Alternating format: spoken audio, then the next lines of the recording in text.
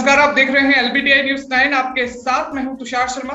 दोस्तों, जैसा कि हम जानते हैं कि कोरोना संक्रमण को आए हुए देश में 1 साल का वक्त हो चुका है। ऐसे में पूरे देश के जो हालात हैं वो बहुत ज्यादा बदतर हो चुके हैं। कोरोना की पहली और दूसरी लहर ने पूरे देश में हाहाकार मचाया था। इसके बाद भी हालात नहीं संभले और आपको बता दें कि कोरोना की तीसरी लहर यानी कि डेल्टा प्लस ने देश को चिंता में डाल रखा है। आपको बता दें कि डेल्टा प्लस ने देश में दस्तक दे दी है और सोशल और मेन स्ट्रीम मीडिया में कोविड-19 की तीसरी लहर को लेकर अलग ही हलचल मची हुई है।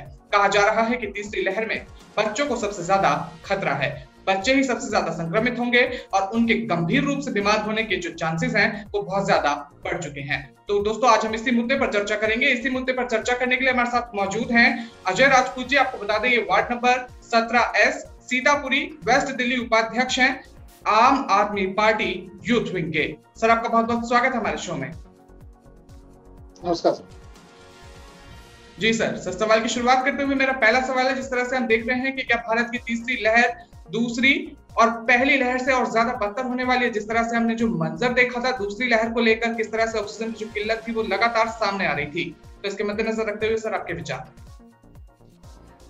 तुषार जी, मैं एक बात कहना चाहता हूं कि अभी हिंदुस्तान यानी कि भारत में दूसरी लहर का प्रकोप भी जारी है जी, और बहुत बुरे हालात देखे हिंदुस्तान में हर एक राज्य ने।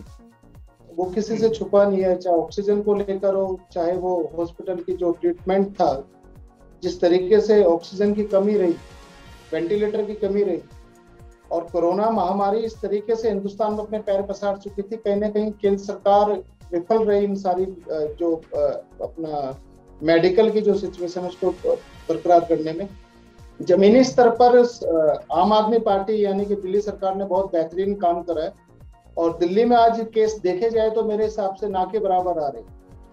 दिल्ली में अवेयरनेस के लिए आम आदमी पार्टी, इसके अलावा आप यूथ विंग और बहुत सारे हमारे जो साथी है, जानकार है, कोई ना कोई प्रोग्राम कर रहे हैं कि किसी न किसी वजह से अगर लोग घरों से बाहर निकल रहे हैं तो वो मास्क लगाकर निकले, जेब में सैनिटाइजर रखे या बार बार हाथ वॉश करें और 2 गज की दूरी के साथ साथ तो नियमित रूप से अपने आप बचाओ और साथ साथ साथियों को भी बचाव करके अपना बाहर निकले। जी सर, बिल्कुल सही बात कह रहे हैं सर आप। जिस तरह से आप बता रहे हैं सर, केजरीवाल सरकार में तैयारियां की जा रही हैं पहले से। तो सर, यहाँ पर मेरा एक सवाल है कि जिस तरह से हमने जो मंजर देखा था दूसरी लहर के मद्देनजर रखते हुए, जो ऑक्सीजन की किल्लत लगातार सामने आ रही थी दिल्ली में, उसके मद्देनजर रखते हुए सर देखिए, दिल्ली सरकार ने बहुत बेहतरीन काम करा है। तमाम जितने हॉस्पिटल है हमारे, वहाँ पे ऑक्सीजन प्लांट लगाए जा चुके हैं और कहीं ऐसी मशीनरी लगाई जा चुकी है जहाँ पर जो नया वेरिएंट आ रहा है उसकी पहचान की जा सके। और खासकर तीसरी लहर को लेकर जिस तरीके से माननीय सुप्रीम कोर्ट, इसके अलावा आप ICMR और हिंदुस्तान के सम्मानित वैज्ञानिकों ने बात कही है कि तीसरी लहर जो बच्चों के लिए बहुत ज्यादा खतरनाक हो सकती है, उसके लिए मेरे को कहीं ना कहीं लगता है दिल्ली सरकार ने बहुत पुख्ता इंतजाम कर रखे और हमें यकीन है कि आने वाले टाइम में हम तीसरी वेव से भी लड़कर हिंदुस्तान यानी कि और दिल्ली की जनता इसको हराने में सक्षम रहेगी। सर, आप बता रहे हैं कि केजरीवाल सरकार में बहुत अच्छे इंतजाम किए जा रहे हैं तीसरी लहर को लेकर। सर, क्या स्पष्ट रूप से आप बता सकते हैं हमारी जनता को? जी, मैं आपको बता देना चाहता हूँ। देखिए, आम आदमी पार्टी से हमारे नियर बाय हरिनगर दीनदयाल है, माननीय मुख्यमंत्री जी ने वहाँ पे ऑक्सीजन प्लांट लगा रखा है। इसके अलावा बहुत सारे ऐसे हॉस्पिटल है जहाँ पे ऑक्सीजन प्लांट लगाए जा चुके हैं और इसके अलावा क्योंकि लास्ट टाइम देखा गया था दूसरी वेव में ऑक्सीजन की बहुत सारी किल्लतें दिल्ली की जनता को देखने को मिली थी, लेकिन उस बदहाली से कहीं ना कहीं आम आदमी पार्टी यानी कि और दिल्ली की जनता ने मिलकर फाइट करी और कहीं ना कहीं मेरे को लगता है कि हम उस स्थिति से बाहर निकल कर आए जो बहुत पुराना, बहुत बुरा मंजर था। तो मेरे को लगता है कि आने वाले टाइम में और ज्यादा बेटर सिचुएशन होगी और हम जो तीसरी वेव बता रहे हम उन सबसे बाहर निकलकर अपना अच्छा काम कर देंगे। जी सर, ये तो बात रही तैयारियों की। सर, यहाँ पे एक मेरा सवाल है, जिस तरह से हम देख रहे हैं कि बच्चों पर विशेष ध्यान देने के साथ साथ तीसरी लहर के बारे में काफी चर्चा है, क्या आप इसके बारे में बताना चाहेंगे कि किस तरह से बच्चों पर विशेष ध्यान देने की जरूरत है? सर जी, मैं आपको बता देना चाहता हूँ। देखिए, अभी अपना क्या नाम है, टोटल 2020 में करीबन एक डाटा है 0.27 10 साल से छोटे बच्चों की डेथ हुई है इस कोरोना में हिंदुस्तान में यानी कि भारत में। और दूसरा 2021 जो अभी रिसेंटली अभी जुलाई चल रहा है 0.34% बच्चों की डेथ हुई है, तो आप अनुमान लगा सकते हैं कि तीसरी लहर अगर हिंदुस्तान में आती है, अगर हम सब अवेयर नहीं होंगे तो कितना खतरनाक हो सकता है। इसके लिए मैं धन्यवाद करना चाहता हूँ दिल्ली सरकार का खास तौर पर, और हिंदुस्तान के वैज्ञानिकों का कि, और साथ साथ सुप्रीम कोर्ट का, जो बार बार ये जता रहा है और बता रहा है कि आपको तीसरी वेव से बचने के लिए आपको मास्क जरूरी है, बार बार हाथों का वॉश करते रहिए, इसके अलावा 2 गज की दूरी, और जितना हो सके आपको जरूरी काम है तभी आप घर से बाहर निकलें, वरना आप उस चीज को इग्नोर करिए, क्योंकि तीसरी लहर वाकई में बड़ी खतरनाक हो सकती है। और समाधान और सुविधा केवल और केवल हिंदुस्तान की जनता के पास और किसी के पास। जी बिल्कुल, बिल्कुल सही बात कह रहे हैं सर आप। सर यहाँ पे एक और मेरा सवाल है, जिस तरह से आप बता रहे हैं कि कोविड-19 की जो तीसरी लहर के दौरान बच्चों के अधिक संवेदनशील होने की संभावना क्यों जताई जा रही है सर?